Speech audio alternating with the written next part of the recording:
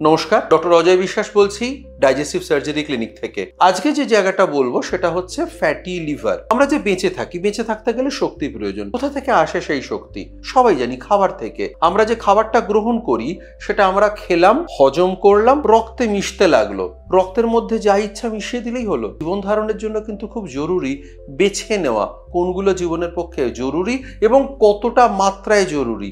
এটা কে বাছে আমাদের লিভার। বলতে পারেন লিভারে হচ্ছে এই সর্টিং অফিস। সেই লিভারেতে যখন পোর্টাল সার্কুলেশন দিয়ে এই উপকরণগুলো গিয়ে পৌঁছয়, যতটা আমরা খাবারের উপকরণকে শক্তি উৎপাদনের জন্য ব্যবহার করতে পারি, ফুড অ্যাজ ফুয়েল ইউটিলাইজ করতে পারি, তারপরেও যে অতিরিক্ত শর্করা বা অতিরিক্ত স্নেহ পদার্থ জমে থাকে সেগুলো কোথায় যায়? আমাদের শরীরে আমরা ইউজুয়ালি সেগুলোকে কনভার্ট করি ফ্যাট হিসাবে।